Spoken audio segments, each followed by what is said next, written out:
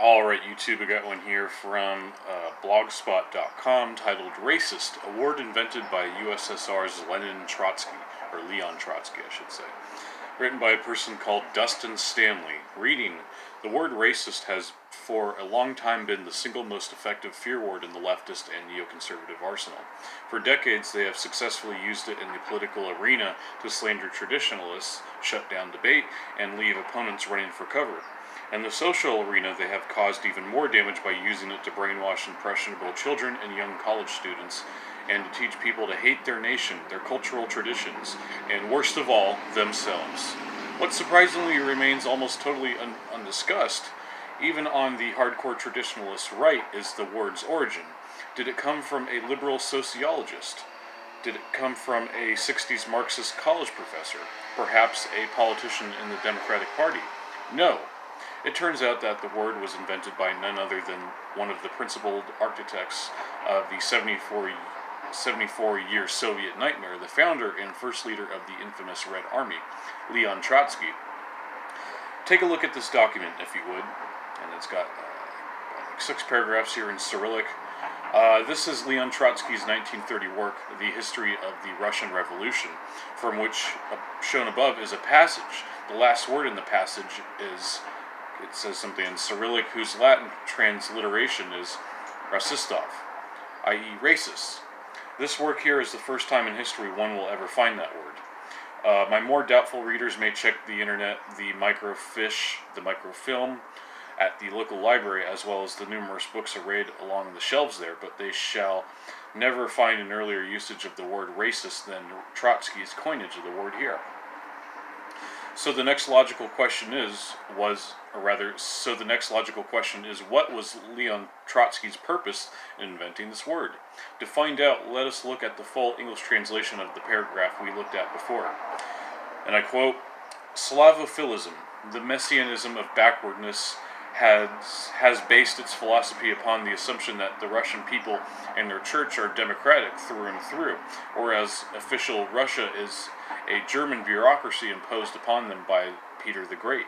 Mark remarked upon this theme in the same way the Teutonic jackasses blamed the despotism of Frederick II upon the French, as though backward slaves were not always in need of civilized slaves to train them. This brief comment completely finishes off not only the old philosophy of the Slavophiles, but also the latest revelations of the racists. The Slavophiles, which Trotsky alluded to, were historically a group of traditionalist Slavs who valued greatly their native culture and way of life, and wanted to protect it. Trotsky, on the other hand, saw them and others like them as impotent to his internationalist communist plans for the world. This man didn't care one iota about the Slavic Russians whom he supposedly served. To him, Slavophiles, i.e. Slavs that committed the crime of loving their own people and trying to protect their traditional ways, were simply backward, and others like them were simply racists. The reality of the word's origin is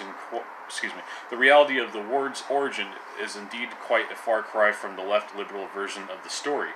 That word was coined in bona fides to identify people who were just plain bigoted against certain racial groups, and as a rallying cry for good liberals to protect the racial minorities from the bigots. On the contrary, the actual concept behind the word, even though he hadn't invented it quite yet, that ethnocentric backwardness must take a backseat to enlightened internationalism, and that was often used by Army-Navy Commissar Trotsky as a rallying cry for good Red Army communists to embark upon murderous rampages against peoples who resisted having their traditional way of life paved over and replaced with an alien system. Fast forwarding to today in 2010, the only changes to the word and its underlying concept from 1930, besides Marxists having perfected the art of achieving the same thing with less blood but no less misery, are that the word's targets have expanded from just Slavs who won't submit to the Marxist internationalist plan to uproot and destroy their culture and traditional way of life, to all white people, Slavic or otherwise, who won't submit to that same vile Marxist plan. Also, those who arm themselves with the word, who have expanded from a handful of communists to the entire liberal and neoconservative establishment in nations all across the world. Leon Trotsky, after helping Lenin to create the Soviet murder machine in which he and Trotsky killed 1 to 4 million people, was removed from power and expelled from the Soviet Union in the year 1929 after losing the power struggle to become Lenin's successor to Joseph Stalin. However, before fading into the pages of history, Leon Trotsky would do one last thing in 1930 that would arguably cause more damage to the West than Stalin and his successors' entire Soviet nuclear arsenal could have ever done. He would invent a word that would empower literally the most rotten, traitorous weasels within the West to redefine those loyal to their people, their cultural traditions, and way of life as the worst evil, and send the government, the education system, and the mass media on an absolute royal crusade until they themselves and virtually everybody else around them actually believe it. And this unholy creation would be repeated over and over again, bolstered by revisionist history fabricated by more of the same rotten weasels falsely portraying the white man as the sole perpetrator of slavery and genocide in the world. And this would go on and on until the West would submit via demoralization to the entire Trotskyite internationalist agenda without a single shot ever being fired.